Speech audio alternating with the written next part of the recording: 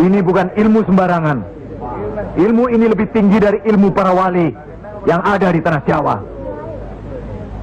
Karena sumbernya juga dari seorang wali yang ilmunya lebih hebat dari para wali yang lain.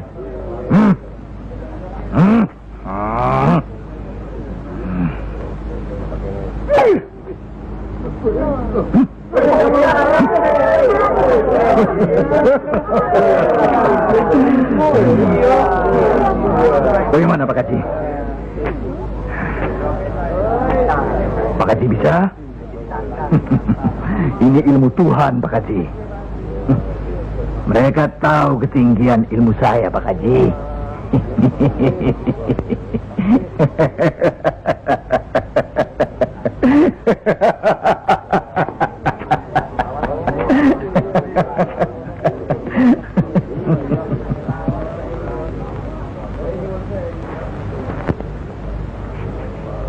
Telur-telur itu sudah waktunya menetas.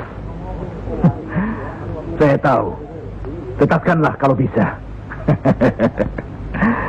Kehebatan saya Pak Haji sudah lihat kan? Coba sekarang Pak Haji. Insya Allah. Coba pindahkan telur-telur itu ke bawah pohon sana.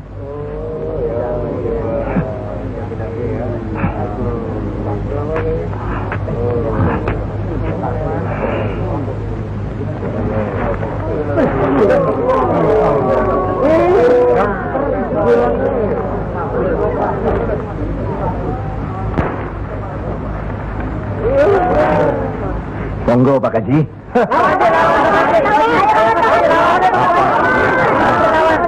Hanya karena Allah semata.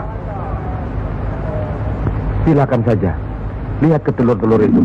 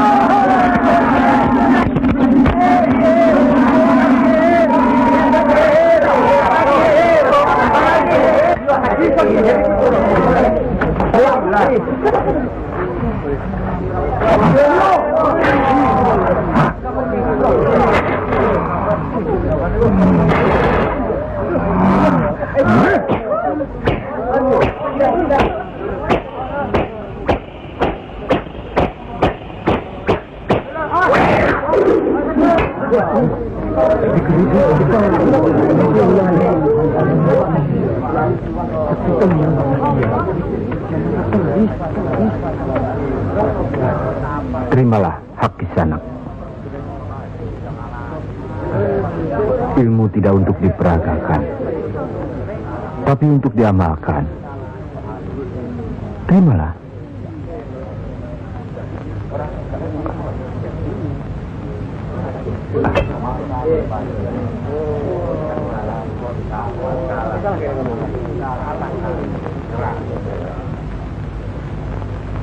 Bagaimana Kanjeng Syekh? Kalau ada yang menyatakan Kanjeng Syekh bid'ah, murtad, musyrik dan tukang sihir, saya mesti bilang apa kalau begitu Kanjeng Syekh? Alhamdulillah, orang boleh mencela kita, menghina, mengejek, dan memfitnah. Asal jangan kita seperti orang itu. Apalagi takabur, termasuk memperagakan ilmu. Oleh karena itu, kita harus selalu ingat dan dekat kepada Allah. Eling lan mituhu marang Gusti Allah. Loh, Iya kan toh?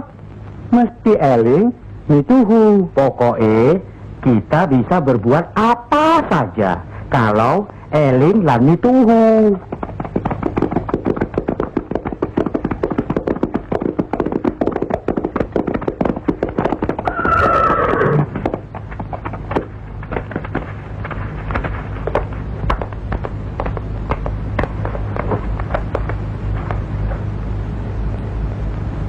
Mas kalian belum benar Islamnya. Tidak memberi salam terlebih dahulu. Kayak curu. Maafkan kami, Kanjeng. Saya tahu maksud kedatangan para utusan terhormat dari Pengging.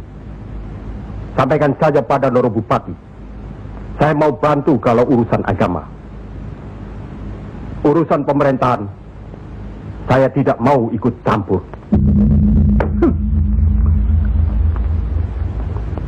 Itu berarti Pengging menolak ajakan kita. Gimana Paman? Jelas. Karena Pengging dan kelompok wali sedang main lihat-lihatan. Memang, apalagi tersiar berita bahwa para wali telah mencalonkan Raden Patah sebagai Sultan di Bintoro Demak.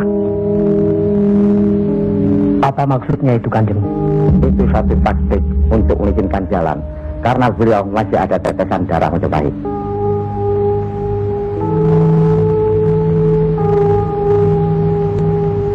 Di Ageng Pengging juga masih ada darah Majapahit. Itulah sebabnya mereka saling curiga, sedangkan di antara para wali itu sendiri ada perpecahan. Perpecahan? Ya, semenjak mangkatnya Kanjeng Sunan Ampel, pimpinan para wali sekarang dipegang oleh Kanjeng Sunan Giri.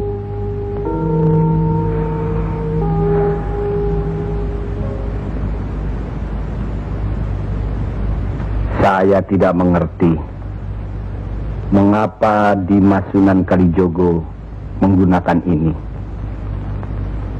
Apa ini ajaran Islam? Saya pun tidak mengerti mengapa Kanjeng Sunan Giri baru mempersoalkannya sekarang. Justru pada saat memperingati 100 hari wafatnya Kanjeng Sunan Ampel. Kenapa tidak dulu-dulu? Ya, karena baru sekarang ini kita berkumpul tanpa ada orang lain di antara kita. Kenapa Dimas menggunakan kemenyan, bunga-bungaan, dan lain-lain ini? Bukankah Rasul menganjurkan agar kita selalu rapi, bersih, dan menggunakan wangi-wangian?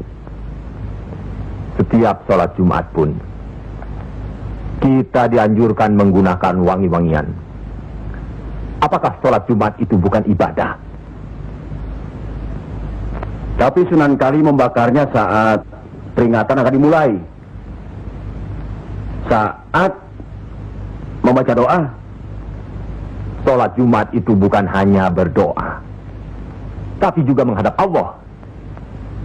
Dulu, kemenyan itu digunakan menyampaikan doa untuk nenek moyang lewat asapnya. Itu dulu. Tapi sekarang cukup dengan ini. Yang pasti, kemenyan itu tidak boleh. Adakah tertulis jelas nama kemenyan itu? Adakah penjelasan atau kejelasan mengenai jenis, bentuk, atau nama dari wangi-wangian itu?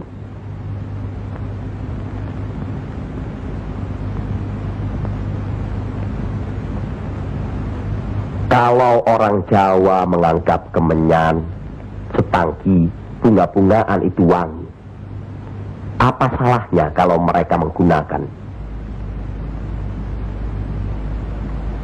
Tapi Sunan Kali kan bisa melarangnya. Untuk apa melarangnya? Untuk apa kalau cuma membuat mereka tersinggung dan kemudian kita tidak berhasil mengislamkan mereka? Memang Sunan Kali lah yang selalu lain cara pendekatannya kepada rakyat. Tidak ada cara lain, Kanjeng Sunan Giri. selain mendekatkan hatinya, sentuh perasaannya. Sesuaikan dengan kebiasaannya. Yang kemudian setelah mereka merasa cocok, sesuai, lalu kita rubah sedikit demi sedikit. Bukankah kesemuanya itu telah kita musyawarahkan terlebih dulu? Tapi ingat, janganlah merendahkan martabat Sunan, wali, dengan berpakaian mulung seperti itu terus-menerus. Kanjeng Sunan Kudus, kita punya budaya sendiri. Gunakanlah itu. Dengan begini saya bisa mendekatkan diri, bergaul dengan mereka. Tidak ada jarak antara kita dengan mereka. Ada sambung rasa. Lagi pula iman Islam seseorang bukan terletak di pakaian, tapi di sini. Yang penting bersih, aurat tertutup.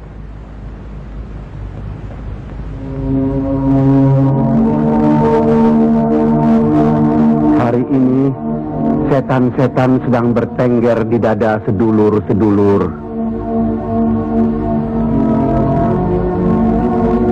Lupa akan firman Allah. Kalau ada perselisihan di antara kita umat muslim, kembalilah pada Al-Quran. Kenapa sedulur-sedulur lupa? Kenapa?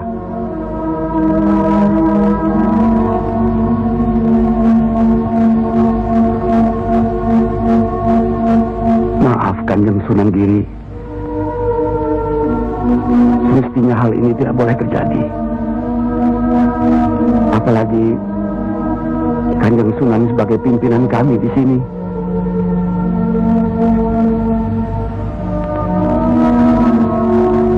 Kita harus ingat akan bahaya Islam yang berpusat di Pengging, yang perkembangannya begitu cepat, penyebarannya dan cara mengajarnya yang berbeda dengan kita. Apakah kita tidak merasa curiga sama sekali terhadap Syekh Siti Jenar alias Syekh Lemah Abang itu? Maaf, Kanjeng Sunan Bonang.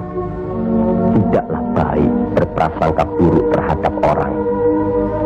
Itu pun termasuk dihinggapi setan. Astagfirullahaladzim. Soal Syekh Siti Jenar, saya telah menyaksikan anak buahnya berceramah. Anak buahnya bukan berarti Syekh Siti Jenar. Apakah Sunan Kali benarkan cara Syekh Siti Jenar yang musyrik itu? Bid'ah? Murtad? Wallahu alam. Saya belum pernah menyaksikan dengan mata kepala saya sendiri. Menurut Imam Ghazali, melihat lebih baik daripada mendengar. Saya rasa benar Kanjeng Sunan Bonang. Hari ini setan-setan sedang bertengger di dada kita. Maafkan saya Kanjeng. Sama-sama Kanjeng.